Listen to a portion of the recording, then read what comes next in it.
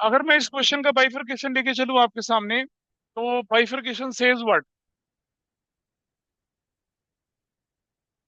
Bifurcation में बोला कि कॉल्ड अप है, मेरे पास 20 रुपए का शेयर है, 2 रुपए का प्रीमियम है। एप्लीकेशन स्टेज पर 4 है, अलॉटमेंट स्टेज पर 6 है अलॉटमेंट पे, और कॉल्ड अप लिखा है कॉल्ड अप। तो क्या हो जाएगा कॉल्ड अप? 6 + 2 हो जाएगा।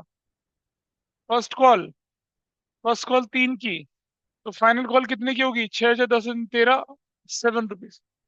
कितने लोगों का बाइफरकेशन ठीक है? क्या हुआ? कॉल्ड अप का मतलब एक्सक्लूडिंग होता है, पेबल का मतलब इंक्लूडिंग होता है। Payable means including, called up मतलब एक्सक्लूडिंग।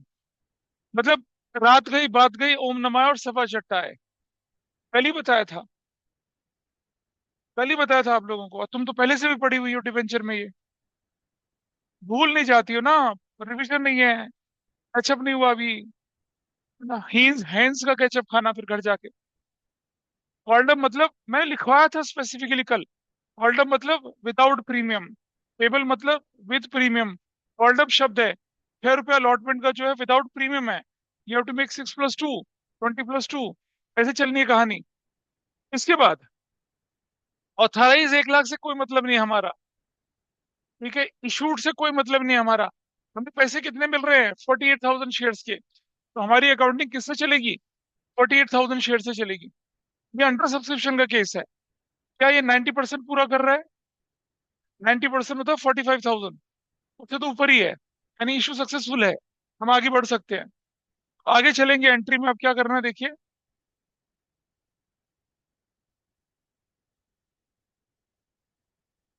तो पहली एंट्री बाइफरकेशन में इधर लिखिए, दे रहा हूं आपके सामने कि बाइफरकेशन लिखा हुआ है यार, छोड़ो। ओस एंट्री, पहली एंट्री आपकी क्या बन रही है? बैंक डेबिट 48,000 इंटू, 48,000 इंटू कितना कर रहे हैं देखिए? 4।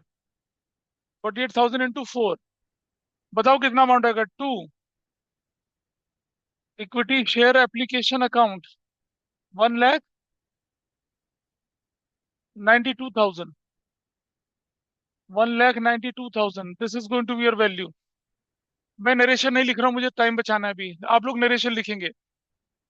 Equity share application account debit 192, premium नहीं है यहाँ पर। टू क्या लिखेंगे? इक्विटी शेयर कैपिटल अकाउंट 192 से लिख देंगे। और ये एप्लीकेशन मनी मिल गया। नंबर 3, इक्विटी शेयर, हाँ बिल्कुल सही, अलॉटमेंट। अब तो रटने की जरूरत भी नहीं है। That will be 48,000 into 8। Why 8? ये देखिए, 6 + 2 8, ये एप्लीकेशन स्टेज पे बनता है। 8 हो गया, तो कितना वैल्यू बना? और 2, 3,84,000 to equity share capital account, ये बनेगा 48,000 इंटू 6। कितना बनेगा? 288,000 to securities premium, that will be 48,000 into 2, this is 96,000। Narration नहीं लिखी यहाँ पर। पैसा लेने की बारी आई नंबर 4, तो क्या लिख दिया? Bank debit,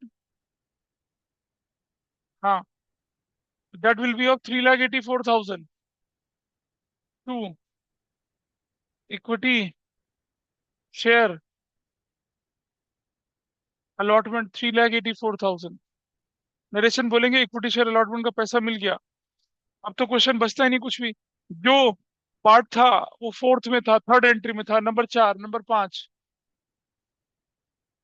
equity share first call debit.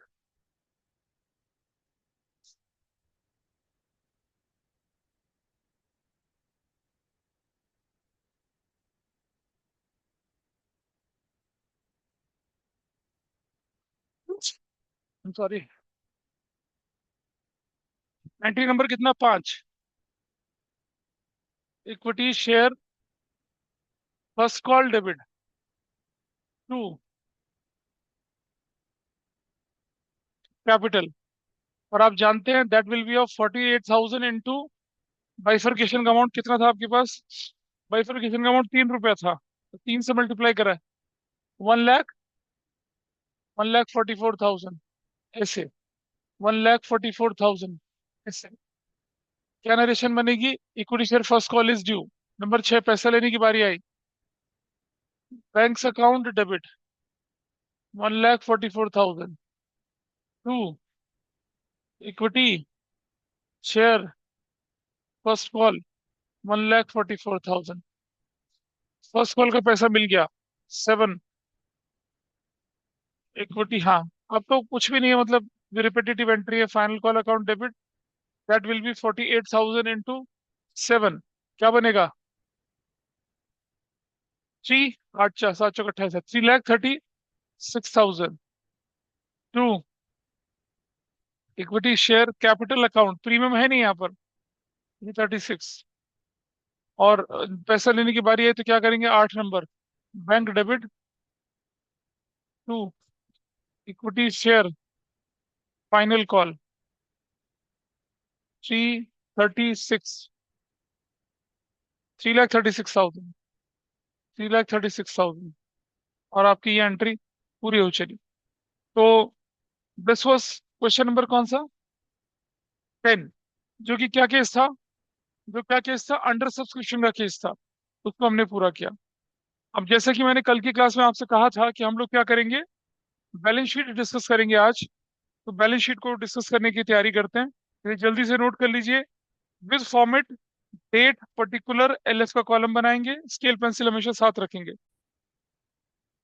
हमने कहा था कि आज बैलेंस शीट कैसे बनती है वो देखेंगे, और बैलेंस शीट के कई सारे ऑप्शंस को हम लोग देख के चलेंगे। तो यहाँ ये जो सबसे पहले आपको दिख रहा है, डिस्क्लोजर ऑफ शेयर कैपिटल, इसी का तो सारी मारामारी है। आपको ध्यान देना है क्वेश्चन में कि लैंग्वेज क्या है। Show the effect of about transaction in the balance sheet, तो मतलब पूरी बैलेंस शीट बनानी है। शो शेयर होल्डर्स फंड, इसका मतलब क्या करना है आपको? शेयर कैपिटल, रिजर्व सरप्लस, और money receive against share warrant वाला पार्ट, वो तो खैर आएगा ही नहीं। लेकिन आपको क्या दिखाना है फिर? सिर्फ शेयर कैपिटल दिखानी है, चाहे इक्विटी चाहे प्रेफरेंस, और दिखाना है रिजर्व एंड सरप्लस, वो दिखाना है। रिजर्व एंड सरप्लस के नाम पे आपके पास अभी सिर्फ सिक्योरिटीज प्रीमियम आएगा और कुछ नहीं आएगा। बाकी जितने भी रिजर्व एंड सरप्लस है that you will see in chapter 3 of third book, analysis of financial statement के फर्स्ट चैप्टर में दिखेंगे, जहां डिटेल डिस्क्रिप्शन होगा एक एक आइटम का बैलेंस शीट के। ये आपके पास शेयर कैपिटल है, कैसे दिखाई जा रही है? इक्विटी एंड लायबिलिटी के अंदर शेयर होल्डर फंड, उसके अंदर शेयर कैपिटल। अब ये शेयर कैपिटल आपकी क्या हो सकती है? ऑथराइज, याद है flow chart first second class में बताया था? ऑथराइज में इक्विटी भी हो सकता है, प्रेफरेंस भी हो सकता है। Debentures are not shown here, debentures long term borrowing होती है, लायबिलिटी का पार्ट होती है, नॉन करंट। प्रेफरेंस, फिर इशूड शेयर कैपिटल। अभी हमारे इस क्वेश्चन में क्या था? ऑथराइज था 1 लाख, फिर इशूड था 50,000, फिर क्या था? सब्सक्राइब था, ये कॉल्ड अप था। कॉल्ड अप के बाद subscribe, paid up not paid up, वो कहानी चलती है, वो बाद में देखेंगे। और आप रेफरेंस देखिए, इक्विटी इशू, सब्सक्राइब्ड, कितने लोगों ने पैसा लगाया? Subscribed and fully paid up, जिनका पूरा पैसा मिल गया। Subscribe not fully paid up, जिनका पैसा नहीं मिला। पैसा नहीं मिला तो क्या हो जाता था? कॉस्ट एंड एरियर माइनस हो जाता था। कॉस्ट एंड एरियर का मतलब क्या है? टेम्पररी एसेट्स, लोगों से पैसा मिलना है। टेम्पररी एसेट्स को अगर आप लायबिलिटी में दिखाओगे तो ऐसे डिडक्शन जाएगी ना। कॉस्ट एंड एरियर मतलब temporary, we have to receive money from shareholders, कुछ दे दिया कुछ नहीं दिया। तो जब हम पैसा किसी से लेंगे फ्यूचर में, तो हमारे लिए एसेट्स होती है, current assets, that we have to pay within a time period. अगर उस टाइम पीरियड में नहीं देंगे, आगे पढ़ेंगे असाइनमेंट 3 में क्या टाइम पीरियड होता है जब फॉर फ्यूचर पढ़ेंगे। तो अगर कोई व्यक्ति अपनी फर्स्ट कॉल का पैसा, अलॉटमेंट का पैसा, फाइनल कॉल का पैसा नहीं देता है, तो company has a right to forfeit the shares of that person. तो पहले कॉल से एरियर होगा, चलेगा कॉल से एरियर, बैलेंस शीट क्लोज हो गई, कॉल से एरियर अभी भी है। जो नोटिस दिया था वो नोटिस बैलेंस शीट की क्लोजिंग के बाद तक खत्म हो रहा है। और अगर नहीं उसने पैसा दिया तो फिर फोरफिटेड शेयर बोल के यहाँ पर उसको जोड़ देते हैं। और ये अमाउंट कहाँ दिया जाएगा? बैलेंस शीट के अंदर चलेगा। बैलेंस शीट का स्ट्रक्चर, पहले आपके पास जो बैलेंस शीट का स्ट्रक्चर होता था, सोल प्रोप्राइटरशिप और पार्टनरशिप, वो होता था वर्टिकल। क्या होता था? वर्टिकल। एक कॉलम लायबिलिटी, दूसरा कॉलम क्या होता था? अमाउंट, तीसरा कॉलम क्या होता था? एसेट्स, चौथा कॉलम क्या होता था? अमाउंट। यहाँ बैलेंस शीट क्या है? हॉरिजॉन्टल है, वर्टिकल नहीं है, हॉरिजॉन्टल है। कैसे? ऐसे ऐसे ऐसे ऐसे करके चल रही है। देखिए कैसे। अच्छा, you will be surprised to see that in a balance sheet of a company we are using particulars. Definitely we are using particular because this is the format given by क्या? किसने किसने फॉर्मेट दिया आपको? तो ये रहा schedule 3 part 1 of the companies act.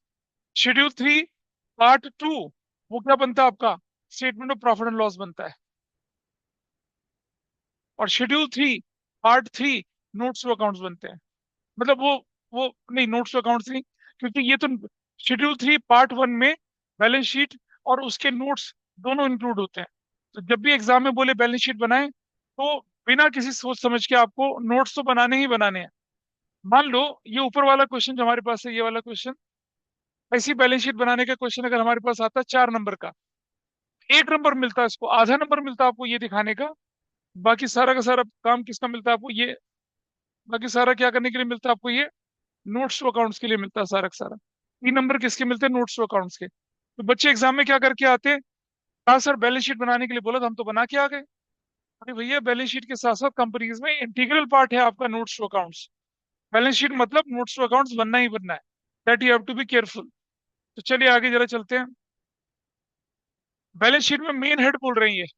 अच्छा, लोग ना इसे रटते हैं, मैं रटने की बात नहीं करूंगा आपको, हम लॉजिकली प्लेसिंग सीखेंगे। और आप देखेंगे जैसे ही क्लास खत्म होगी आपको पूरी बैलेंस शीट याद हो जाएगी, आराम से याद हो जाएगी। सबसे पहले शुरुआत करी इक्विटी एंड लायबिलिटीज की।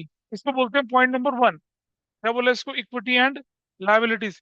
इसी के कंपैरिजन में नीचे क्या आता है? Point number 2, assets. Total of assets और इज इक्वल टू क्या होना चाहिए? Total of liabilities must be equal, ऐसे होना चाहिए। ठीक है जी। एक चीज और जाने आप, ये जो कंपनी की बैलेंस शीट है ये कैसे काम करती है? Assets is equal to what we write here, capital plus क्या लिखते हैं? लायबिलिटीज लिखते हैं। ये बेसिक अकाउंटिंग इक्वेशन बचपन में पढ़ी थी आपने। एसेट्स के दो हिस्से होते हैं, कौन से वाले? नॉन करंट एसेट्स और क्या होते हैं? Current assets. Non current assets के भी दो हिस्से होते हैं, कौन से वाले? टेंजिबल और क्या होते थे? इंटेंजिबल। और इसमें इन्वेस्टमेंट लॉन्ग टर्म और करंट एसेट्स आपको मालूम है। लायबिलिटीज भी दो तरह की होती हैं, एक को बोलते हैं क्या? नॉन करंट लायबिलिटी, एक को बोलते हैं करंट लायबिलिटी।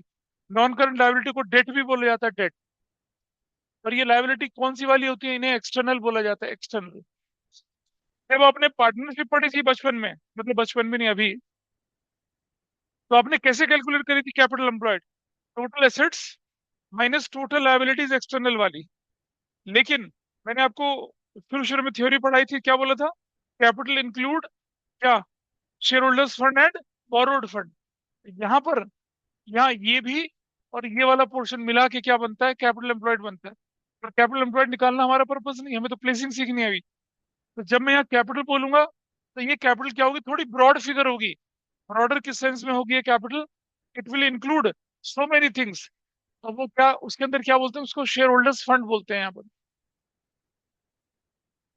कैपिटल के लिए क्या शब्द यूज कर रहे हैं? शेयर होल्डर फंड, जिसमें इक्विटी है, प्रेफरेंस है, रिजर्व्स है, सरप्लसेस है, money receive against share warrant है, वो ये पोर्शन है। बाकी का पोर्शन अलग अलग चलता है। तो ये है, इसको बोलते हैं इक्विटी एंड लायबिलिटी। क्यों बोल रहे हैं इक्विटी एंड लायबिलिटी? अरे भाई, ये पोर्शन है इक्विटी और ये पोर्शन है लायबिलिटीज। इसको क्या नाम देते हैं? इसको इक्विटी भी बोलते हैं, इक्विटी। इसलिए क्या शब्द यूज किया? Equity and liabilities. इसका क्या शब्द यूज किया? एसेट्स यूज किया। और ये रहा आपके सामने फॉर्मेट में इस जगह पे। तो चलो शुरुआत करते हैं किससे? यहां से, इक्विटी एंड लायबिलिटी से। सबसे पहला पार्ट क्या है? Share holders fund. बिल्कुल ठीक है जी। क्या लिखा है उसके अंदर? Share capital, reserve surplus, money receives against share warrant. ये हमारे सिलेबस का पार्ट नहीं है। देंगे नहीं क्वेश्चन ऐसा आपको, नॉट टू बी टेस्टेड तो लिखा रहता है बोर्ड के सिलेबस में। कोई दिक्कत नहीं है। शेयर होल्डर फंड के कंपोनेंट आपको ध्यान है?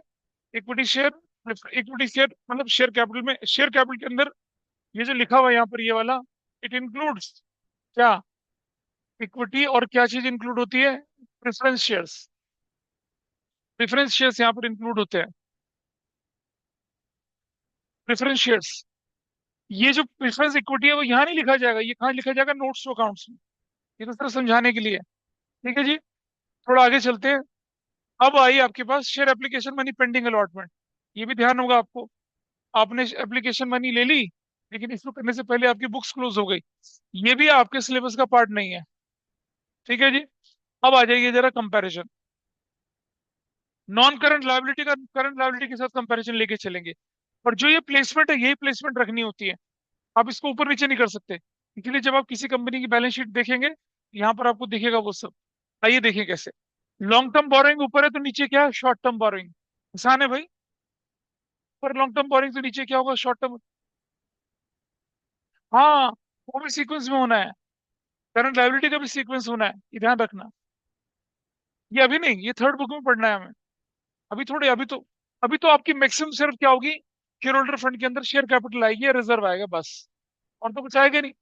हद से ज्यादा अगर आपने शेयर इशू करते समय क्या कर दी, मशीनरी खरीद ली, तो मशीनरी किसके अंदर आएगी, नॉन करंट असेट्स में आएगी।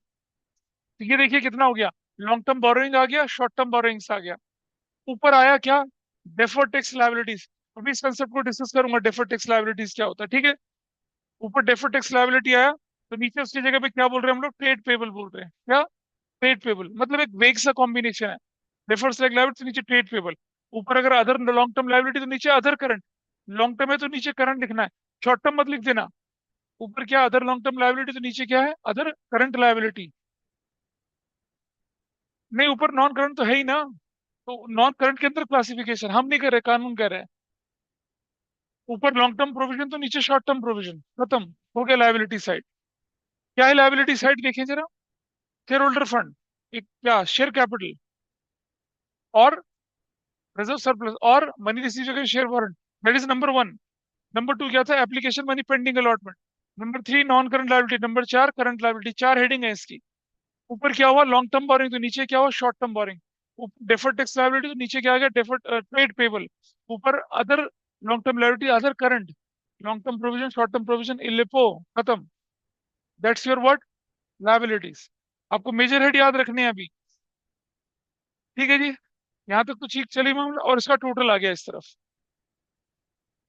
अब थोड़ा ऊपर चलते हैं। जहां ऊपर शेयर होल्डर फंड जैसी चीज थी, एसेट्स में ऐसा कुछ होता ही नहीं है। एसेट्स में सिर्फ दो हेडिंग है, या तो नॉन करंट एसेट्स की होगी या क्या होगी, करंट एसेट्स की होगी। बस इतना हेडिंग है एसेट्स के अंदर, इससे ज्यादा हेडिंग ही नहीं है। हाँ, ये भी अरे ऑर्डर ही ध्यान रहेगा, ऑर्डर में बताता हूँ कैसे। अभी मैंने थोड़ी देर पहले आपको बताया कि आपकी एसेट्स जो होती हैं वो नॉन करंट और करंट होती हैं। उनमें टेंजिबल और इनटेंजिबल होता है। तो बेटा समझना, ये जो ये जो ये वाला हिस्सा, प्रॉपर्टी प्लांट एंड इक्विपमेंट, ये क्या चीज है, टेंजिबल है। ठीक है जी। और ये वाला हिस्सा क्या है, इनटेंजिबल है। आपकी आपकी एसेट्स के अंदर आपकी एसेट्स के अंदर अगर एसेट्स हुई, कंपनीज एक्ट ने बोला कर क्या, पहले पता दुनिया भर की एसेट्स की कैटेगरी होती थी। इन्होंने क्या कर दिया, स्टैंडर्डाइज कर दी कि या तो आपकी एसेट्स प्रॉपर्टी होगी। इसमें क्या होगा बताइए, लैंड है, बिल्डिंग है, और क्या है, कुछ भी, कोई भी एसेट्स, लैंड बिल्डिंग वगैरह कुछ भी वैसा कर सकते हैं ना। और उसके बाद क्या आएगा आपको, इक्विपमेंट। ये लैंड बिल्डिंग वगैरह हो गया, प्लांट। प्लांट नहीं, प्लांट जो होता है जो कि आपका स्टैटिक होता है, इधर उधर लेके नहीं चल सकते, पावर प्लांट है आपका, ऐसा करके। ये प्लांट आपके पास आता है, दिस इज हियर। इक्विपमेंट क्या होते हैं आपके, छोटे मोटे औजार, छोटी मोटी चीजें, उसको इक्विपमेंट बोला जाता है। वो सब चीजें आपकी चलती हैं, इक्विपमेंट बोलते हैं उसको। तो फिर क्या आता है आपके पास, इंटेंजिबल एसेट्स आती हैं। छू नहीं सकते, देख नहीं सकते, महसूस नहीं कर सकते, इंटेंजिबल एसेट्स बोला जाता है उनको। Got it. हाँ जी।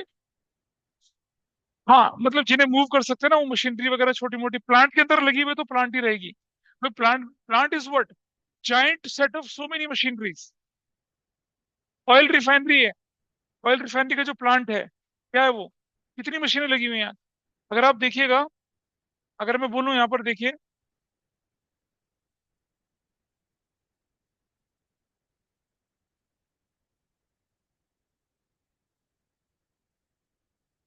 अगर आप देखें यहाँ पर कि ऑयल ऑयल रिफाइनरी की अगर मैं इमेजेस देखूं, देखिए क्या है, बट क्या दिख रहा है, देखो ये दिख रहा है सब, कितना कितना कुछ है, देखो कितना। कितना कॉम्प्लेक्स है देखिए आप यहाँ पे, कितना कॉम्प्लेक्स है। इसको प्लांट बोलते हैं। ठीक है जी। लेकिन अगर आप देखिए, अगर मैं बोलूँ आपसे, आपको क्या, कि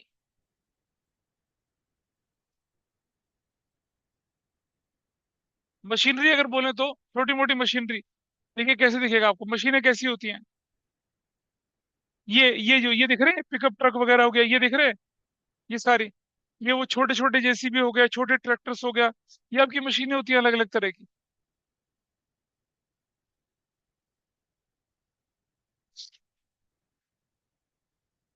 अब पहले इसको बोला आपने, कीमत भी दे रखी है, $14,500 में, 69,000 में जेसीबी, ये खरीद लीजिए, आप खरीद लीजिए। तो देखा है, अब बहुत सारे वेयर हाउसेज में ऐसी मशीन होती है जिसमें उठा के जाते हैं। और रील्स बनी होती है मैन फंक्शनिंग की, वो जिस मशीन से उठा रहे हैं वही उल्टी हो जाती है। क्रेन्स हो गए, क्रेन्स वगैरह, हाँ उस तरह की, हाँ फोक लिफ्ट वगैरह जो होती है वो।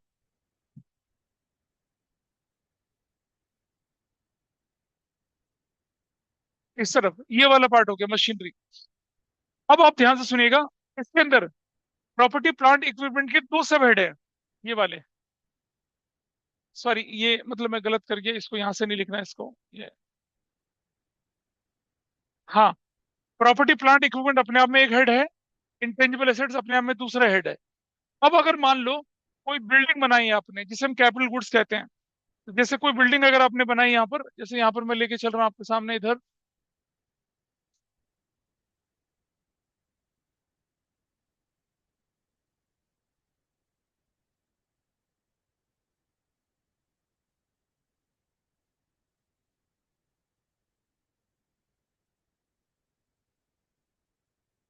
ये देखिए, ये दिख रहा है आपको, क्या चीज है देखिए ये वाली, ये देखिए तो बड़ी देखी होगी आप लोगों ने ये, कहाँ देखी, यहाँ नहीं देखी आप लोगों ने। जो भी हो गया हो, देखो बैंकरप्ट हो गया तो इतना ही तो बना है, बाकी हिस्सा देखो बना नहीं है अभी, सुपरटेक वालों का, सुपरनोवा। तो ये क्या चीज है तो ये टेंजिबल एसेट्स, लेकिन क्या है ये, वर्क इन प्रोग्रेस की फॉर्म में है। क्या फॉर्म में है, वर्क। अब आपके पास गुड्स होती है, गुड्स अगर वर्क इन फ्रॉम, गुड्स को बोलते हैं तो क्या बोलते हैं, वर्क इन प्रोग्रेस बोलते हैं उसको। लेकिन अगर कोई बिल्डिंग वर्क इन प्रोग्रेस है तो क्या बोलेंगे। ठीक है।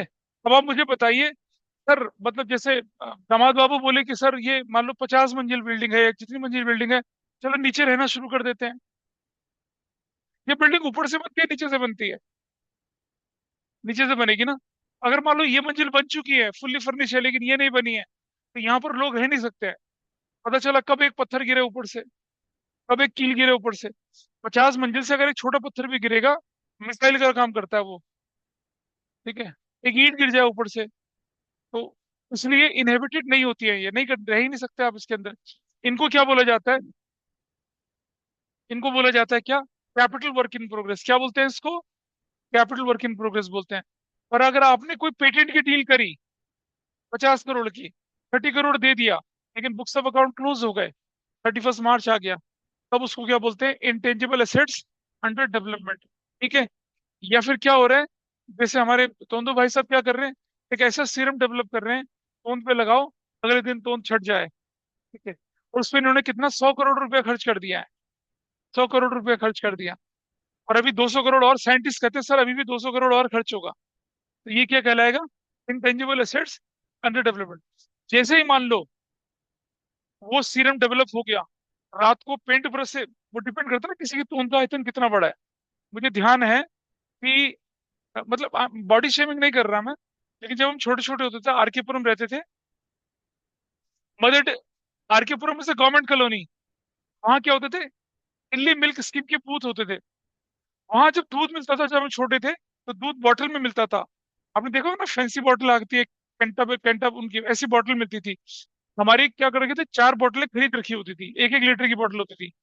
और कपड़े के झोले में लेके बोतल लेके जाते थे, 4 बोतलें देते थे उनको, और वो 4 बोतलें भरी हुई हमें देते थे। वैसा करते थे। तो जिस रास्ते से हम दुकान में जाते थे, मतलब mother DMs, Delhi milk scheme का बूथ होता था वो, उसमें जाते थे। वहां एक अंकल होते थे सुबह सुबह, तो ऐसा घेरा उनका, तो उनका, और बड़े आराम से वो चाय पी रहे होते थे। और चाय पीने का तरीका क्या होता था उनका, कप और प्लेट उनके तोंद के ऊपर रखी रहती थी, चाय पी, और उसके बाद कुछ नहीं, फिर ऐसे अखबार उनका रखा रहता था ऐसे, फिर अखबार नीचे करते थे, फिर कप प्लेट में चाय पीते थे, फिर ऐसे रखते थे, फिर अपना अखबार उठा लेते थे। इतना बड़ा घेरा तो उनका। ठीक है। एक बार मेरे और मेरे दोस्त में शर्त लगी, चलो ऐसा करते हैं, बॉल मार के ना इनकी तोंद से चाय गिराते हैं। तो बेवकूफ थे हम, बचपन में बहुत बेवकूफ थे। ठीक है जी। उसने निशाना मारा, उसका लगा नहीं, मैंने मारा, लग गया। भाई, जल गई तोंद उनकी। अब गिरेगी तो जलेगी।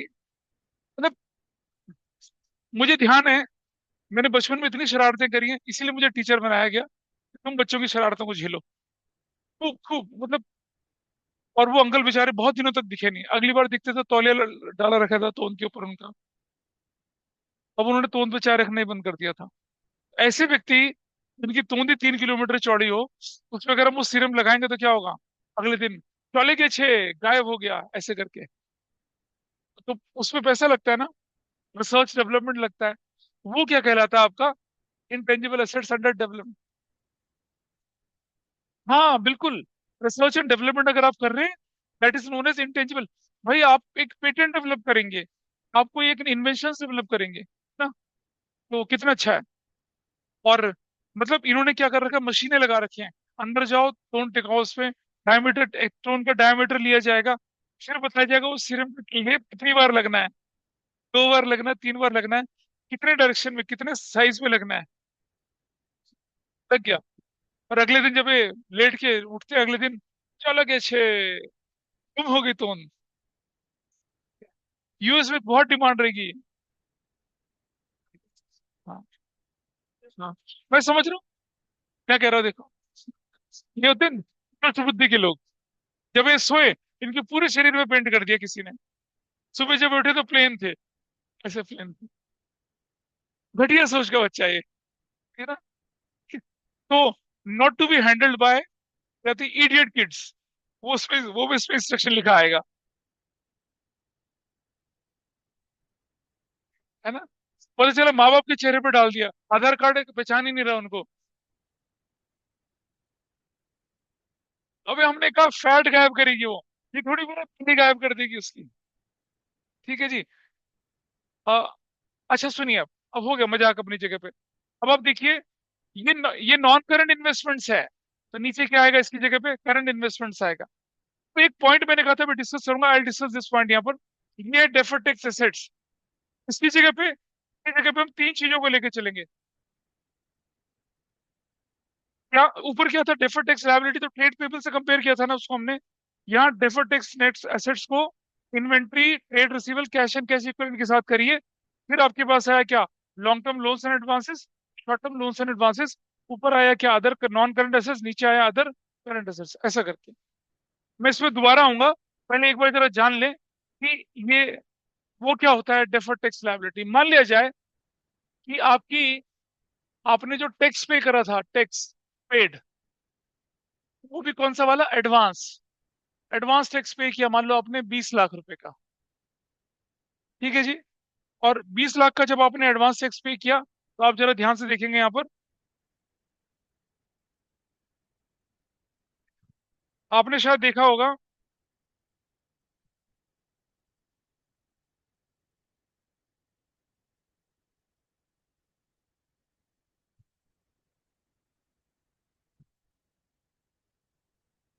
एडवांस टैक्स की जो पेमेंट की डेडलाइंस होती हैं, ये लिखा है, देखिए यहाँ पर, ये लिखा, एडवांस टैक्स की ड्यूटी इंडिया के अंदर बड़ा क्लियर है। Q1 होगा अगर आपके पास, ये देखिए लिखा हुआ है यहाँ पर, ये देखिए, एडवांस टैक्स का ड्यू डेट का चार्ट है। बड़ा बड़ा छापती है सरकार। कौन से महीने में? जून के महीने में। पे योर एडवांस टैक्स, पे योर एडवांस टैक्स की डेडलाइन क्या है? जून। Q1, अप्रैल, मई और जून का एडवांस टैक्स अगर आपको भरना है, डेट कौन सी आएगी आपकी? 15 जून लास्ट डेट है। फिर Q2 क्या आती है? जुलाई, अगस्त, सितंबर। Q2 का जो लास्ट महीना है, उसमें 15 तारीख होती है। कितना देगी? नॉन कंपनी एसेसिस, कंपनी एसेसिस 45% देंगे आप अपना टैक्स। फिर Q3 क्या आता है? नवंबर, दिसंबर, नहीं, अक्टूबर, नवंबर और दिसंबर। दिसंबर की 15। और Q4 जो होती है वो क्या होती है? जनवरी, फरवरी और मार्च, मार्च का 15। इतना टैक्स 31 मार्च तक हर एक कंपनी को अपना टैक्स एडवांस भर देना है। तो आपने क्या किया, आपने भी टैक्स भर दिया एडवांस 20 लाख रुपए का।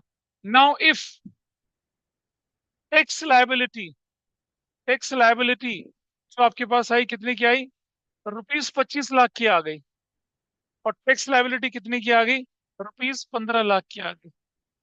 तो सरकार क्या करती है पता है, ये जो एडवांस टैक्स का सेटलमेंट होता है उसमें आपको 9 महीने का यानी 3 क्वार्टर का टाइम देती है। ठीक है जी। तो पता चला कि आपकी जो टैक्स लाइबिलिटी है वो कितनी थी, 25 लाख थी। 5 लाख आपने सरकार को देने हैं, लेकिन इसकी पेमेंट के लिए आपको कितना टाइम मिलता है, 9 मंथ का टाइम मिलता है सेटल करने के लिए। 9 मंथ में तो हमारा क्या हो गया, फाइनेंशियल ईयर क्लोज हो गया। तो ये जो टैक्स की पेमेंट है क्या हो गई, डेफर हो गई, पोस्टपोन हो गई ना थोड़ा सा। वैसे तो फाइनेंशियल ईयर के अंदर ही होना चाहिए था, पर क्योंकि वो सब टैक्स एडवांस भरते हैं और कैलकुलेशन बेसिस पर भरते हैं, तो सरकार इन्हें लिबर्टी देती है कि आप 9 महीने के अंदर अंदर क्या कर लीजिए, सेटल कर लीजिए अपना। अगर कहीं मिसमैच आ रहा है, आपने जो टैक्स भरा एडवांस, लाइबिलिटी कम या ज्यादा आ रही है, तो आप क्या करिए 9 मंथ के अंदर तक 3 क्वार्टर के अंदर अंदर उसकी पेमेंट कर लीजिए। अब आप मुझे बताइए सरकार को कितना पैसा देना बनता है, 5 लाख देना बनता है। And that I have to pay within 3 quarters. Within that 3 quarter if I have not paid it, it is deferred. इसको क्या बोलते हैं, इसको नाम दिया जाता है क्या, डेफर्ड टैक्स लाइबिलिटी बोला जाता है। क्या बोला जाता है, डेफर्ड टैक्स लाइबिलिटी। और क्योंकि ये एक फाइनेंशियल ईयर के बियॉन्ड जा सकती है, तो हम क्या कर रहे हैं, इसको किस कैटेगरी में डाल रहे हैं, देखिए जरा,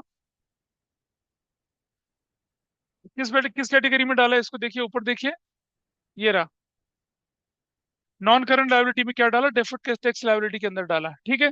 वैसे वर्षा देखिए अब आप यहाँ पर, ये वाला इसको क्या बोलेंगे हम लोग, डेफर्ड टैक्स एसेट्स बोलेंगे। ठीक है, ये कितने का हो गया, 5 लाख का हो गया हमारे पास, ऐसे करके ये भी कितने का हुआ, 5 लाख का हुआ। अब एक बात बताइए मुझे, कंपनी के पास या तो डेफर्ड टैक्स एसेट्स होगा, डेफर्ड टैक्स लायबिलिटी होगी।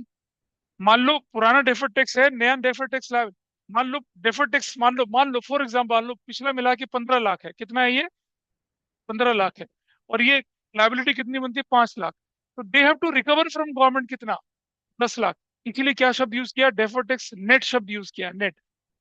ये नहीं होगा कि दोनों होगा, खट्टा मीठा क्रैक जैक जैसे बिस्कुट नहीं होगा ये, दोनों क्या करेंगे इसको, क्या लेके चलेंगे, नेट शब्द यूज किया, देख रहे हैं आप यहाँ पर नेट शब्द, ये देखिए यहाँ नेट शब्द देखो, डेफर्ड टैक्स लाइबिलिटी नेट बोला, क्या डिफरेंस, डेफर्ड टैक्स एसेट्स का और डेफर्ड टैक्स लायबिलिटी।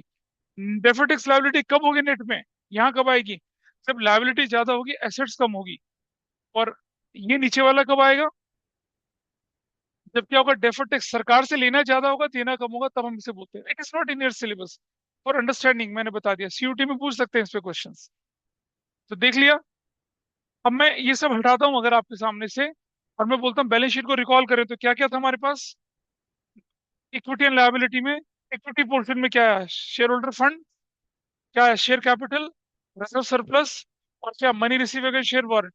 नंबर 2 क्या आया, एप्लीकेशन मनी पेंडिंग अलॉटमेंट। फिर आया non current liability, current liability, long term borrowing तो नीचे, short term, deferred tax liability तो नीचे क्या, ट्रेड पेबल, सुन ले बेटा। और क्या आया, other, non current, non current नहीं, लॉन्ग टर्म बोरोइंग नीचे, शॉर्ट टर्म बोरिंग उधर क्या आया, non, other non current liabilities, हाँ अदर लॉन्ग टर्म लायबिलिटीज, नीचे अदर करंट लायबिलिटीज है, ऐसे करके। तो अगर आप उसको रिकॉल कर पाए तो देखिए ये रहा, ये वाला पार्ट, ये रहा, लॉन्ग टर्म बोरोइंग तो short term borrowing, deferred tax तो ट्रेड पेबल, ट्रेड पेबल के अंदर डेटर और बीआर, क्रेडिटर और बीआर आते हैं, क्या आते हैं, क्रेडिटर और बीआर। लॉन्ग टर्म लायबिलिटीज तो नीचे क्या है, short term, other current liability, ऊपर लॉन्ग टर्म प्रोविजन तो नीचे शॉर्ट टर्म। एसेट्स में क्या बोले, दो part, non current, current, non current के भी दो पार्ट, प्रॉपर्टी प्लांट इक्विपमेंट एक हेडिंग है, इंटेंजिबल एसेट्स दूसरी है। प्रॉपर्टी प्लांट इक्विपमेंट एक आएगा, और उसके नीचे आएगा इंटेंजिबल एसेट्स। फिर प्रॉपर्टी प्लांट इक्विपमेंट अगर सेमी कंस्ट्रक्टेड है तो कैपिटल वर्क इन प्रोग्रेस, नीचे आए इंटेंजिबल एसेट्स अंडर डेवलपमेंट। फिर करें बाइफर्केशन अगर, तो क्या आता है ऊपर, ऊपर आया हमारे पास क्या, नॉन करंट इन्वेस्टमेंट तो नीचे करंट इन्वेस्टमेंट। डेफर्ड टैक्स को तीन के साथ जोड़ रहे हैं हम लोग, इन्वेंट्री, ट्रेड रिसीवेबल्स, और कैश एंड कैश इक्विवेलेंट।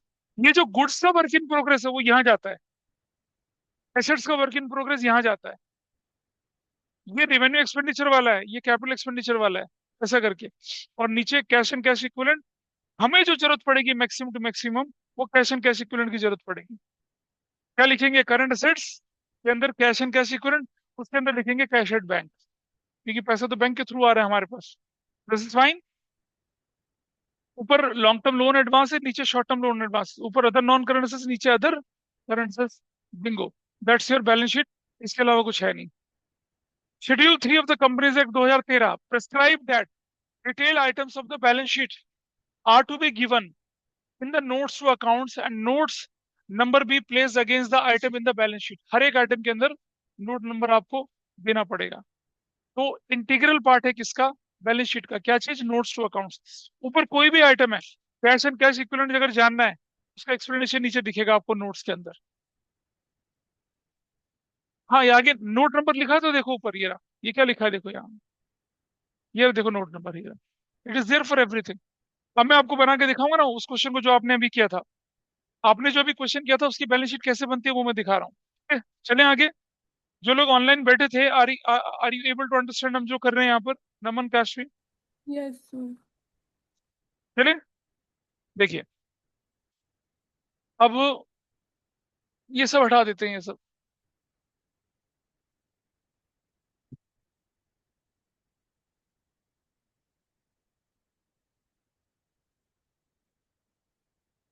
क्या हो गया बताओ? अब हम बना रहे हैं यहाँ पर फॉर्मेट बैलेंस शीट का। बैलेंस शीट ऑफ, हमारे क्वेश्चन में कौन था ये? एक्स लिमिटेड था। Balance sheet of X limited as at, date हमारे पास देने रखिए डैश। यहां मैं लिख रहा हूं क्या? An extract. हमें बोला शेयर कैपिटल दिखाने के लिए शेयर कैपिटल दिखानी है। अगर शेयर कैपिटल ना बोली जाए तो फिर आपको मतलब बोले कि शेयर होल्डर फंड कैसे दिखाया जाएगा, उतना। मैं आपको पूरी बैलेंस शीट बना के दिखा रहा हूँ, पूरी जो जो आ सकता है इस क्वेश्चन में वो सब।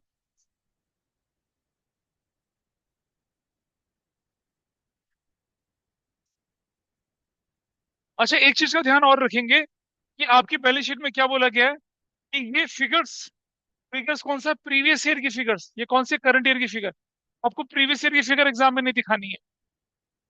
क्यों कर रहे हैं? अरे होती नहीं हमारे पास। हाँ दिखाएंगे। हमारे पास तो करंट ईयर की फिगर होती है, सिर्फ वही दिखाएंगे। नहीं, there is no need, there is no need. ठीक है, कॉलम बनाने की जरूरत ही नहीं है इसका। आपको क्या लेके चलेंगे? करंट ईयर की फिगर लेके चलेंगे। ऐसे नोट्स में भी करंट ईयर की फिगर लेके चलेंगे। लेकिन जब आप कंपनी की एनुअल रिपोर्ट देखते हो उसमें प्रीवियस ईयर करंट ईयर दोनों होता है। जब आप रेशियो एनालिसिस की क्वेश्चन करेंगे, कैश फ्लो की क्वेश्चंस करेंगे, तो आपको प्रीवियस ईयर करंट ईयर दोनों इन्फॉर्मेशन देनी, क्योंकि उससे आपको काम करना होगा। वैसे नहीं करना। ठीक है जी? ठीक है, चलिए। बैलेंस शीट कैसे बनती है वो देखें जरा।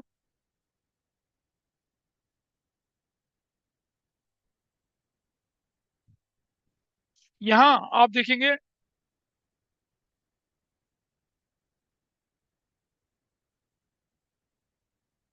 ऐसे करके, और यहाँ पर आपका, यहाँ लिखते हैं पर्टिकुलर्स। पर्टिकुलर्स, ठीक है जी। नोट नंबर, करंट ईयर की फिगर रुपीस करके ऐसा करके लिख लेना। ये स्ट्रक्चर आप बना लीजिए पहले, जल्दी से। ये था हमारा क्वेश्चन। ऑथराइज कितना है? 1 लाख। तो हम क्या करेंगे जरा ध्यान से देखेंगे कि हम कैसे लिखना है इन्फॉर्मेशन को। ये नोट्स अकाउंट्स की इन्फॉर्मेशन बन गई। यहाँ लिखा हम लोगों ने number 1, equity and liabilities. Equity and liabilities, इसके अंदर लिखेंगे हम लोग क्या? Share holders fund, number 1, share holders fund. इसके अंदर लिखते हैं हम लोग क्या? Share capital. इसको नंबर 1 दे देते हैं। नंबर 2 लिखते हैं रिजर्व्स एंड सरप्लस। इसको नंबर 2 दे देते हैं। ठीक है, बस इतना ही। इससे ज्यादा कुछ करना ही नहीं है आपने, हो गया काम खत्म आपका। इससे ज्यादा तो कुछ आता ही नहीं है। ऐसे क्लोज कर देना इसको।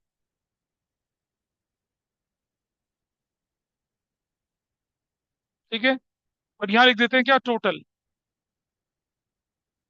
नंबर 2 पे आपके पास क्या आएगा? एसेट्स। एसेट्स, एसेट्स के नीचे क्या लिखा जाएगा आपका? Current assets. करंट एसेट्स को अंडरलाइन कर दिया। करंट एसेट्स के अंदर क्या आएगा? Cash and cash equivalents. Cash and cash equivalents, इसको नंबर 3 लिखा जाएगा। और खत्म। इससे ज्यादा कुछ है ही नहीं। फिनिश करिए उसको, खत्म हो गया।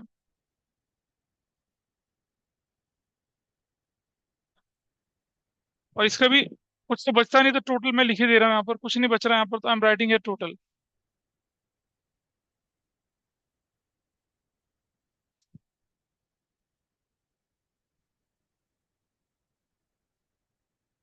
टोटल एक आइटम को तो टोटल होता नहीं, लेकिन फॉर द सेक ऑफ ये बना लीजिए आप स्ट्रक्चर ऐसे। ये बनी आपकी कंप्लीट बैलेंस शीट। हालांकि मैंने एक्सट्रैक्ट लिखा है, लेकिन सब कुछ है। एक्सट्रैक्ट इसलिए बोल रहा हूँ क्योंकि मुझे बाकी आइटम नहीं पता है। मुझे नहीं पता कितना कितना इसके अंदर है, ठीक है। ये आपका स्ट्रक्चर बन गया। अब आपको अगर एग्जाम में बोला जाए कि सिर्फ शेयर कैपिटल दिखाना है, तो आप सिर्फ शेयर कैपिटल का नोट नंबर लिख देंगे, बाकी कुछ नहीं दिखाना। अगर आपसे बोले कि शेयर होल्डर फंड दिखाना है, तो क्या करेंगे? ये और ये दो दिखाएंगे, कुछ भी नहीं दिखाना। लेकिन show how above item plays in the balance sheet, तो सब कुछ दिखाना है। तो एक शेयर होल्डर फंड में ये दोनों भी आएगा, करंट एसेट के अंदर कैश एंड कैश इक्विवेलेंट्स भी आएगा, सब आएगा। ये स्ट्रक्चर बन गया सबका।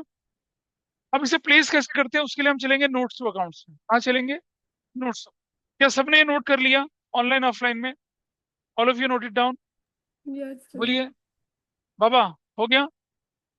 तुम? ठीक है। दामाद बाबू नोट कर लिया? शाबाश, बहुत। अब नंबर 1, ये हम बोल रहे हैं क्या?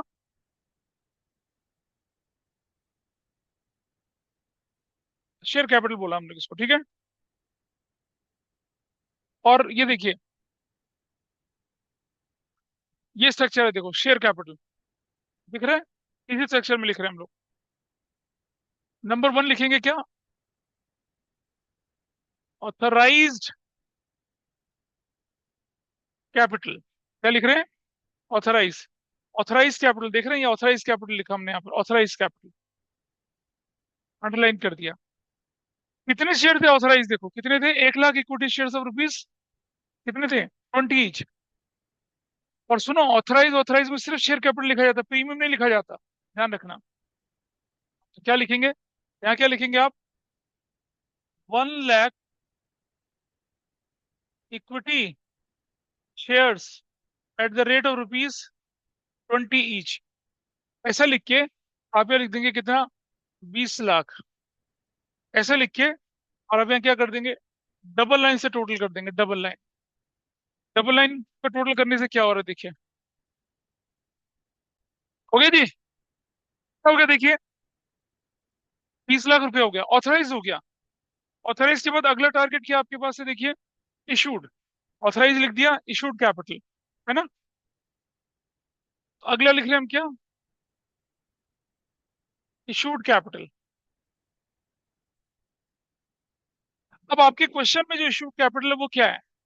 इशूड 50,000 इक्विटी शेयर्स लिखा है, 50,000 इक्विटी शेयर्स। चलिए 50,000 लिखते हैं। क्या लिखेंगे हम लोग यहाँ पर? 50,000 equity shares at the rate of rupees 20 each. यही लिखना है आपने। कितना हो जाएगा? एक 50,000 इंटू 10 लाख। 1 लाख, हाँ 10 लाख। और डबल लाइन से क्लोज कर देंगे। डबल लाइन से इसलिए क्लोज, अमाउंट कॉलम में अगर आप लाइन डालते हैं, इसका मतलब it is not a part of the total. वरना क्या होगा? 20, 30, इतनी तो ऑथराइज ही नहीं थी। यहाँ आपको अमाउंट कॉलम में लाइनें डालनी है, जनरल एंट्री में नहीं डालनी होती। आप उल्टा करते हो। मैं जब बैलेंस शीट देखता हूँ बच्चों की स्कूल में बनी हुई, यहाँ लाइन नहीं डाल रखी होती, अमाउंट में लाइन डालते हैं उस तरफ। ये बैलेंस शीट बनाते समय अमाउंट में आप बाइफरकेट करेंगे, तो ऑथराइज कितना था। ये लाइन डालने का मतलब है टोटल का पार्ट नहीं बनेगा ये। हाँ। शूट के बाद क्या था? शूट के बाद यहाँ टारगेट देखिए क्या लिखा है शूट के बाद? सब्सक्राइब्ड। ठीक है। हाँ। तो सब्सक्राइब्ड। अब हमारे क्वेश्चन में तो क्या था? Public subscribe for 48,000 shares, amount in allotment and cost, सारा पैसा मिल गया। तो सब, हमारा तो पूरा पैसा मिल चुका था ना। हम लिखेंगे सब्सक्राइब। वैसे तो सब्सक्राइब कैपिटल लिख के, सब्सक्राइब कैपिटल लिख के नीचे आप सब्सक्राइब कैपिटल लिख देते हैं, फिर अंडरलाइन करते हैं। और अंडरलाइन करने के बाद क्या करते हैं, देखिए, सब्सक्राइब कैपिटल के बाद आप यहाँ लिखते हैं इधर नीचे, subscribed and fully paid up. तो अब मैं नीचे लिख रहा हूँ यहाँ पर क्या, सब्सक्राइब लिख दिया, मैं लिख रहा हूँ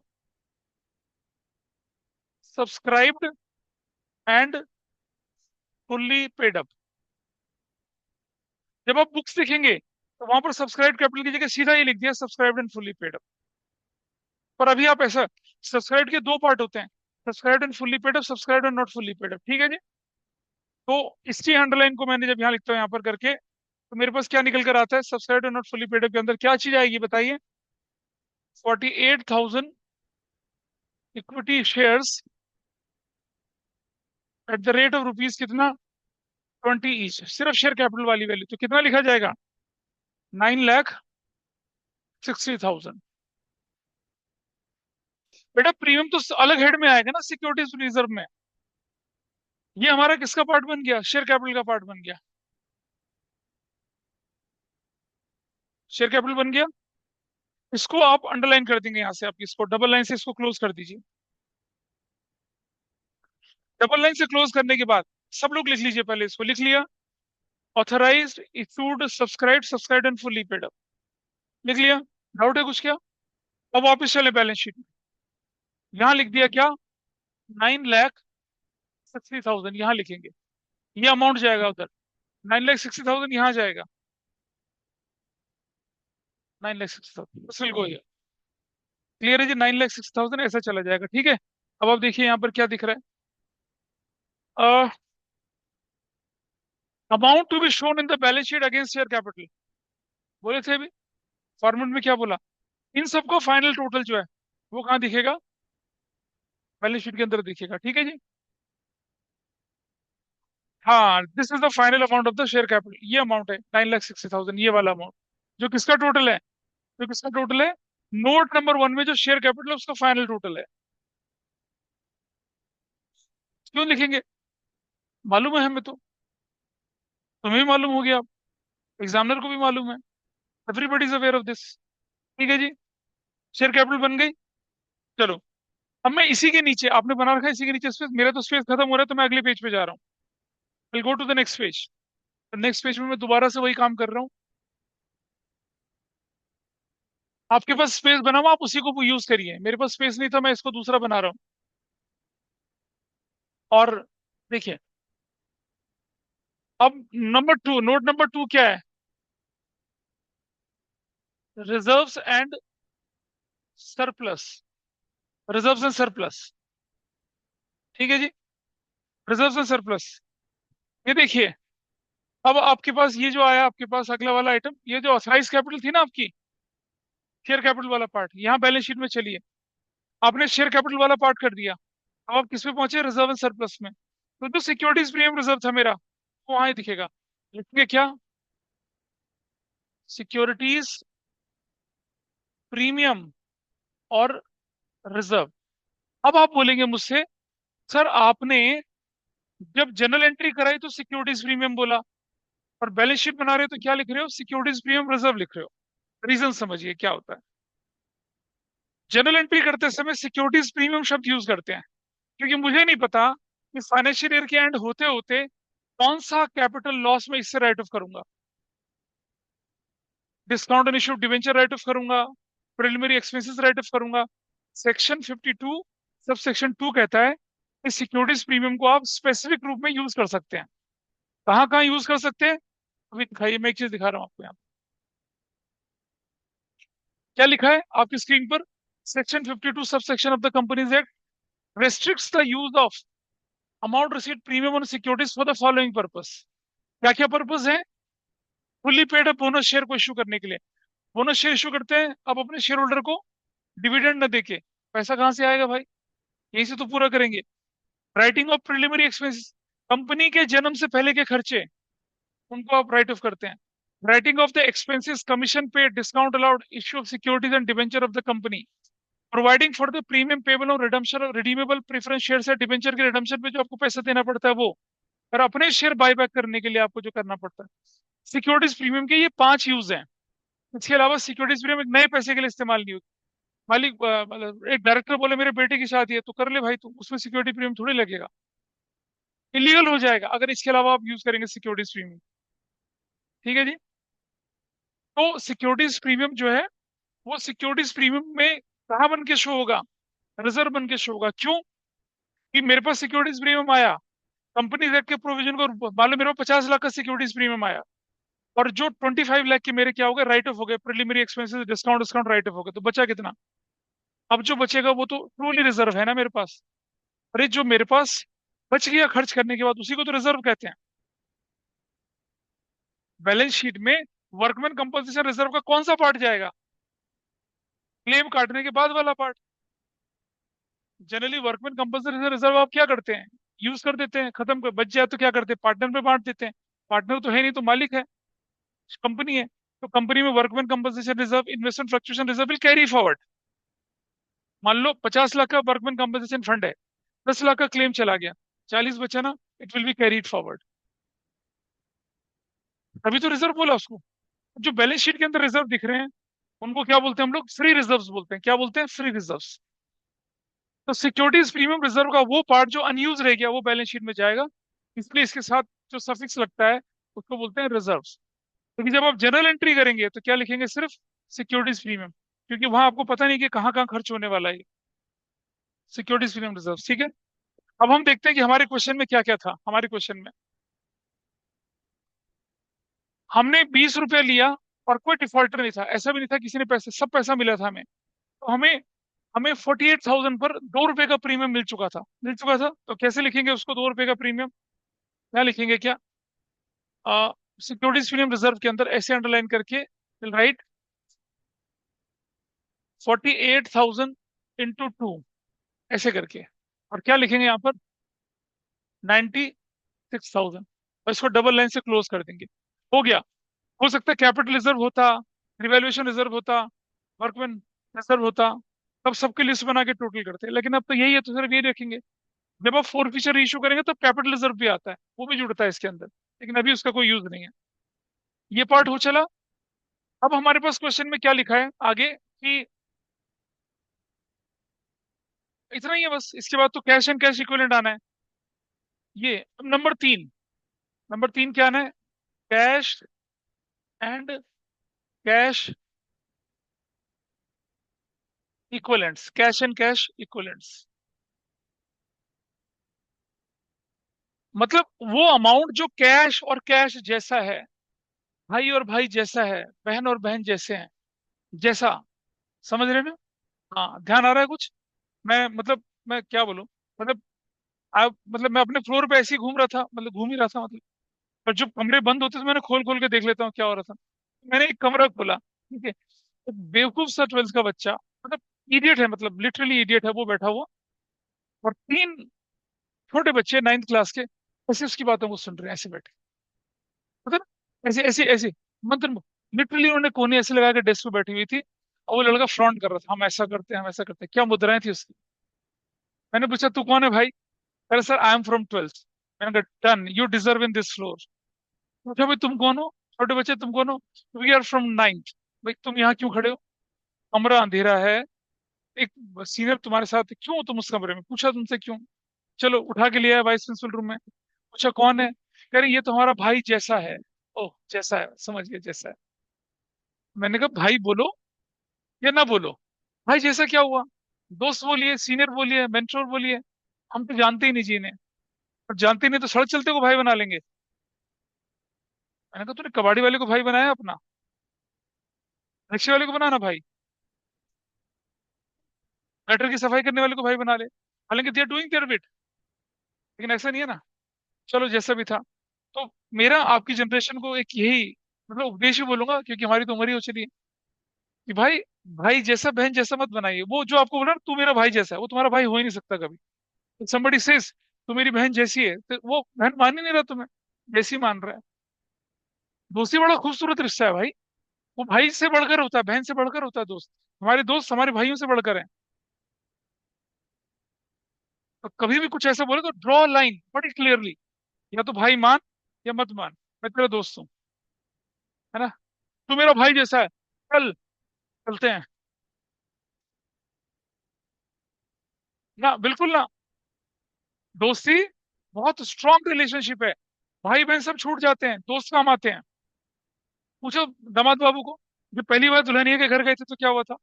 दोस्तों को लेके गए थे, चलो भाई चलते हैं मिलने। पिटने के पूरे पूरे चांसेस थे। तो कैश एंड कैश इक्विवेलेंट, अब ये कैश इक्विवेलेंट क्या है? कैश और कैश जैसा, कैश नहीं है, कैश जैसा है ना?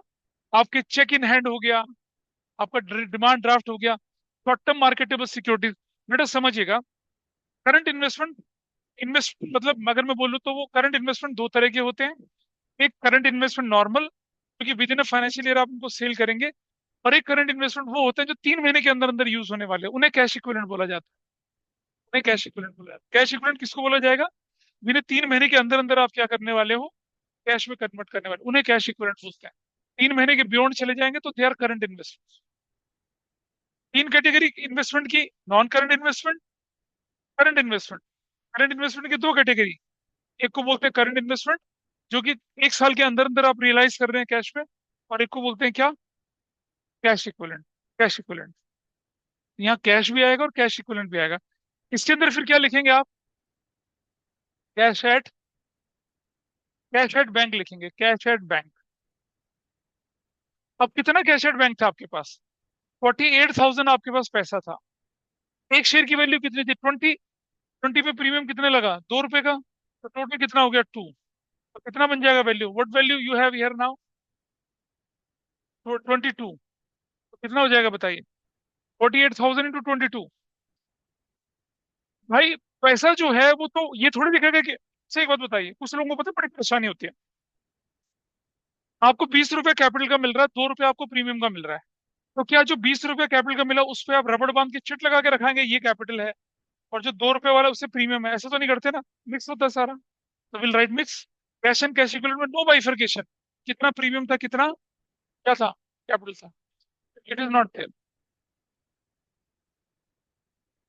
राजेश खन्ना की फिल्म आई थी, राजेश खन्ना की फिल्म रोटी कपड़ा और मकान, ठीक है? भाई फिल्म बनाएगा क्या? रोटी कपड़ा और तोन। इधर चलते हैं। 48 इंटू 22 कितना बन रहा है वैल्यू? टेल मी, कितना बोलो? लैख 56,000। इसको क्लोज कर देंगे, ठीक है? अब इन दोनों वैल्यू को कहाँ ले जाएंगे? बैलेंस शीट में ले जाएंगे। तो यहाँ चलते हैं। ये कितना था रिजर्व एंड सरप्लस? कितना लिखा था हमने रिजर्व सरप्लस अभी? 96,000। 0006, ठीक है? 10,56,000। और ये भी कितना है? 10,56,000। 10,56,000।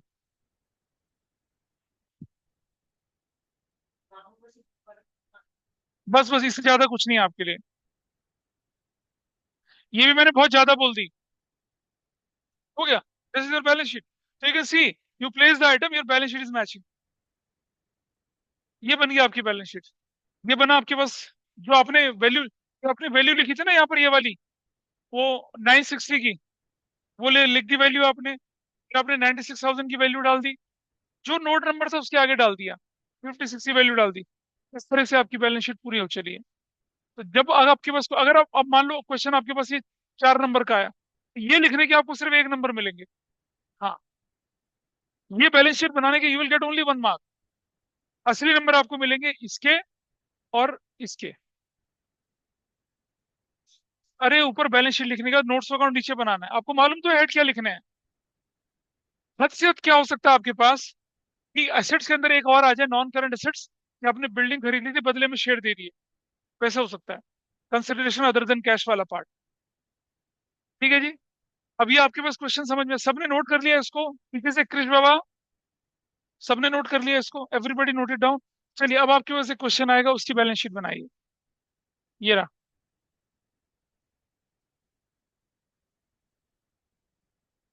ये कैश बुक कहाँ गई यार? बिना कैश बुक के तो मजा ही नहीं आ रहा। इसमें कैश बुक और बैलेंस शीट दोनों था।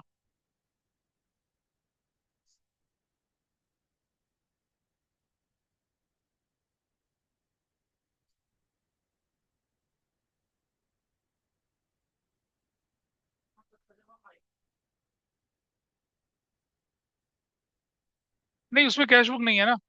चलो कोई बात नहीं, यहाँ देख लेते हैं। क्वेश्चन कम थोड़ी, हमारे बहुत हैं। ये मजा आ गया, ये रहा। Here is the question, question number 14. Excel Limited issued, Excel Limited question 14 करेंगे अब। Excel Limited issued 10,000 equity share 10 each। Issued है यार, ऑथराइज नहीं है, चलो कोई फर्क नहीं पड़ता। अच्छा मान लो अगर ऑथराइज नहीं है ना, लिखना है ऑथराइज, आगे डैश कर देना है।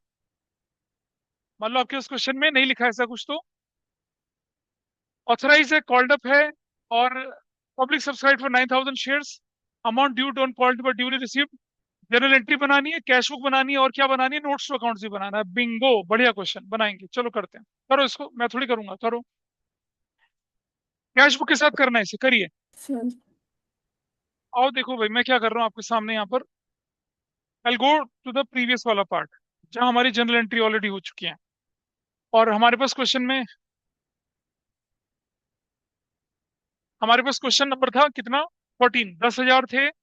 आपको एप्लीकेशन कितने की मिली थी, 9 की। और एप्लीकेशन 9 की, बाइफरकेशन, बाइफरकेशन देखिए जरा क्या है। See the bifurcation, what bifurcation we have. 10 का 10+10 है। एप्लीकेशन देखिए कितने की है, एक की। अलॉटमेंट, कॉल्ड अप है, कॉल्ड अप। अलॉटमेंट कितना हो गया, 4+10। फर्स्ट कॉल कितने की हो गई, balance in to equal call बोला ना, तो फर्स्ट और सेकंड 2.5 और 2.5। दिस इज ए बाइफरकेशन, ठीक है जी। तो एंट्री क्या करते हैं हम लोग यहाँ पर, कितना कितना वैल्यू करेंगे देखिए।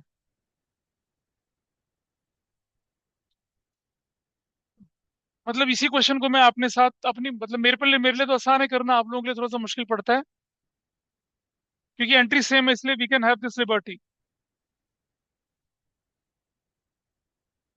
चलिए, अब बताइए पहले केस में क्या था, क्यों।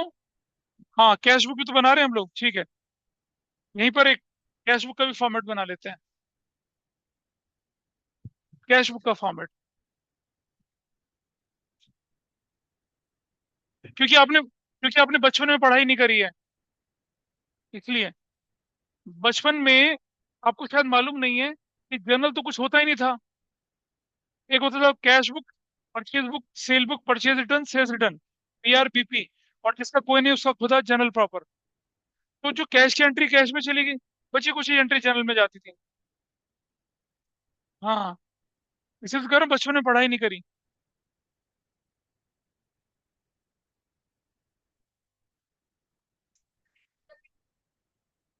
हाँ तब है, जब तक बुक्स नहीं बनती ना तब सब जनरल में जाती हैं। लेकिन जब बुक्स बन जाती है तो सब अपनी अपनी जगह जाएंगी ना।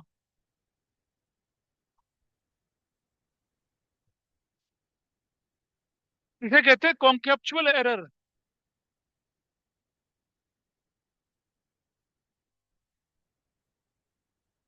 यहाँ देखिए कॉन्केप्चुअल एरर। और यहाँ will write word cash book, लिखना है बड़ा बड़ा, बैंक कॉलम। ये कैश कॉलम तो होगा ही नहीं, बैंक कॉलम लिखना है इसको। अब आ जाइए, ये जो पहली एंट्री पैसा लेने की थी, ये वाली एंट्री, ये एंट्री चली गई यहाँ से, कहाँ जाएगी एंट्री है, यहाँ। क्या लिखेंगे इधर, नंबर 1, इक्विटी शेयर एप्लीकेशन। कितना, 9,000 इंटू कितना करेंगे, एक।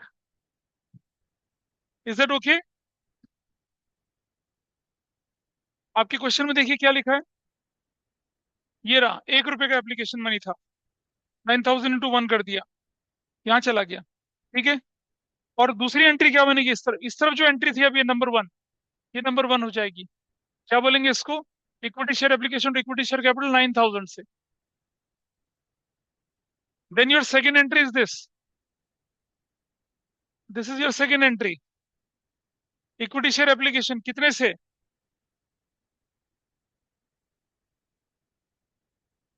This is going to be worth 9,000 into कितना कर रहे हैं, बाइफिकेशन देखिए, इंटू 14, 9,000 इंटू 14, तो 14 की टेबल तो हमें आती नहीं, वो तो 12 के बाद हमने रोक दिया था अपना हाथ बचपन में ही। 49 से कितना होता है, 49 से कितना होता है हम मल्टीप्लाई करके, वन 126,000, 126।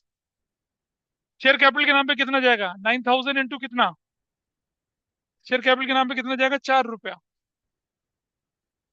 कितना जाएगा, 36,000। और 9,000 इंटू 10, दैट विल बी कितना, 90,000।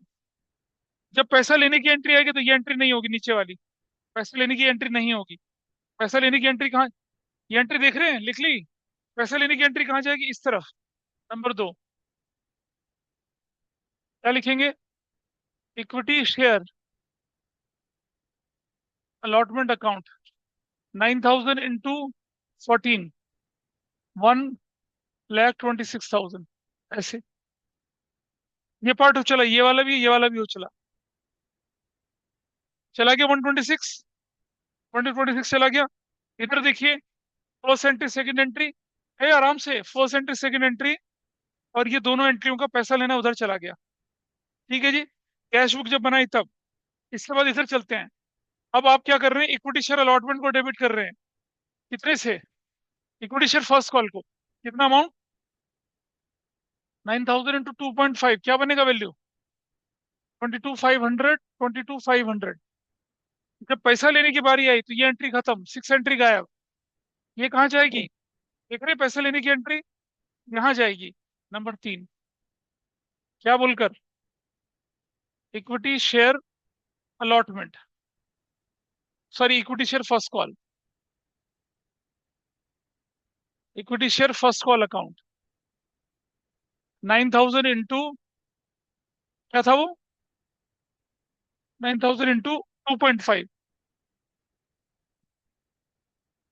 2.5 तो कितना आ गया, 22,500 आ गया। हो गया ये पार्ट खत्म, हो गया। चलें आगे। हाँ, अब सेकंड कॉल पे चल रहे हैं इधर। यही सेकंड कॉल की एंट्री, ये करेंगे सेकंड कॉल की एंट्री, कितने से करेंगे इसको, to equity share capital, that will be 9,000 into कितना, 2.5, कितना बनेगा, 22,500 बनेगा, 22,500 बनेगा। और लिख दिया फर्स्ट कॉल ड्यू। पैसा लेने की एंट्री आई, यहाँ नहीं रहेगी, पैसा लेने की एंट्री खत्म, पैसा लेने की एंट्री आगे, ये लिख दिया एंट्री। और दिस इज एंट्री नंबर कितना, दिस इज एंट्री नंबर, आएगा 6 यार, 1, 2, 3 ये है, 4 ये है, आधी एंट्री तो चली गई ना। Number 4, equity share final call account, वही 9,000 इंटू 2.5, कितना बनेगा, 22,500। ठीक है, इसका टोटल कर लीजिए,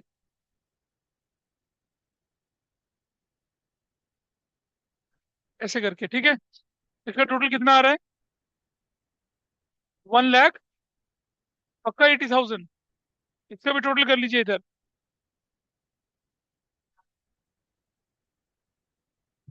यहाँ number 1, balance CD, what is the total, 180, what is the total, 180, finish. ये बन गई कैश बुक। किसने बनाई कैश बुक, कितने लोगों ने बनाई थी, 2, 3, 4, बस बाकी लोग पीछे रह गए। और जनरल एंट्री पूरी, तो जनरल एंट्री नोट कर ली सभी ने, पहले नोट कर ली journal entry, cash book note कर लिया, जनरल एंट्री कैश बुक दोनों चला। अब आइए किसकी तरफ, बैलेंस शीट की तरफ।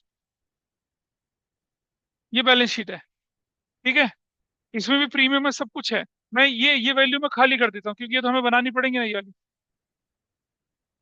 ये खाली कर दिया। किसकी बुक्स में एंट्री बना रहे हैं हम लोग, in the books of X limited ही है, खाली कर दिया, ठीक है। यहाँ चले आए, शेयर कैपिटल लिखा ऑथराइज्ड, ये हमें खाली करना पड़ेगा, ये रहा। कितने शेयर्स, ये इशूड खाली करना पड़ेगा, ये खाली करना पड़ेगा हमें, हमारे इसके अंदर हम इंफॉर्मेशन नहीं डालेंगे, विल रिमूव दिस, ये खाली करेंगे, ये खाली करेंगे, ऐसे। चलिए, ऑथराइज कैपिटल थी डैश, इक्विटी, हमारे पास कुछ है ही नहीं। Dash equity shares at the rate of rupees 10 each, dash, और उसी को डबल लाइन से क्लोज कर देंगे, डैश। इश्यू कितने किए थे आपने? 10,000 equity shares, 10,000 equity shares at the rate of rupees 10 each. How much amount I right? 1 lakh, double line से क्लोज कर देंगे। सब्सक्राइब एंड फुल्ली पेड में कितना था? 9,000 equity shares at the rate of rupees कितना? 10 each. What value you will write? 90,000 you will write. यही total 90,000 बनेगा आपका। यही टोटल 90,000 बन गया। और कहाँ जाना है इस टोटल 90,000 है? यहाँ, it will go here. Share capital में 90,000 चला गया, देख रहे हैं? ये शेयर कैपिटल है और ये नोट्स है। नोट्स में कितना चला गया? 90,000। वही उठ के कहाँ चला गया? शेयर कैपिटल में चला गया। ठीक है जी। रिजर्व सरप्लस की बारी आई अब। आ जाओ। यहाँ रिजर्व सरप्लस में सिक्योरिटीज प्रीमियम कितना था आपके पास? 9,000 शेयर इंटू 10 रुपया पर शेयर, कितने का हो जाएगा? 90,000 का, 90,000 का सिक्योरिटीज रिजर्व बनेगा 90,000। कहाँ जाएगा 90,000?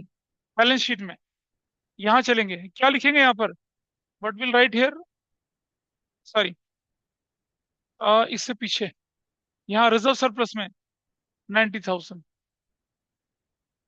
Will write 90,000। टोटल कितना हो जाएगा? 1,00,000 ऐसे। ठीक है। और कैश एंड कैश इक्विवेलेंट तो आपने लिख ही रखा था। कैश एंड कैश इक्विवेलेंट कितना? 180 का है।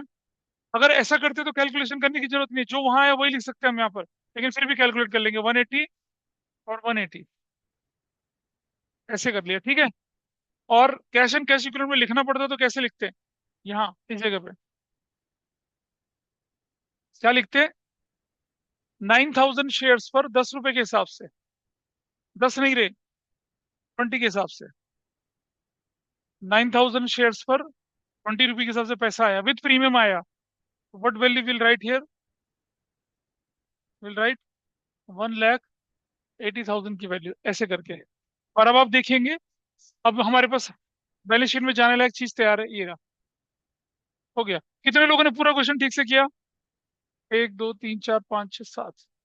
तुमने क्वेश्चन किया या ये किया? नोट्स रह गया था तो मतलब छूट गया। मैं दोबारा से दिखा रहा हूँ आपको यहाँ पर क्वेश्चन, ये रहा। This is your journal entry. सब लोग ध्यान से देख ले बेटा, जर्नल एंट्री किसी का छूटा हो तो, जर्नल एंट्री छूटी किसी की, जर्नल एंट्री हो गई। फिर आया आपके पास कैश या बैंक कॉलम, कैश बुक का बैंक कॉलम। ये हो गया पूरा, लिख लिया था पीछे सभी ने। आगे देखिए, ये कोई नहीं था आपके पास, ये कोई नहीं था, ये रहा। शेयर होल्डर फंड में share capital reserve surplus assets current cash and cash equivalent लिखा। नोट्स अकाउंट में शेयर कैपिटल कैसे लिखी गई? Authorised, authorised, issued, subscribed, subscribed and fully paid up. 90,000 आपका चला गया पीछे, ये 90,000 आपका यहाँ चला गया। दिस इज 90,000 वाला पार्ट, ये रहा 90,000। ये होने के बाद फिर आपने बनाया क्या? Securities free of 90,000। This securities free of 90,000 has gone here. ये रहा, कहाँ गया सिक्योरिटीज फ्री में? ये रहा, ये रहा। अरे बैलेंस शीट किधर गई? ये रही बैलेंस शीट, ये रहा, दिस इज सिक्योरिटीज। और कैश बुक में से भी आप, कैश बुक में से आप 180 निकाल चुके थे, कैश बुक में से 180। नहीं भी निकाला तो भी कोई फर्क नहीं पड़ा, कैलकुलेशन करके दिखा दी, मैच कर गया। तो बैलेंस शीट कैसे बनती है पता चला? बहुत ही आसान है कंपनीज की बैलेंस शीट बनाना। ठीक है जी।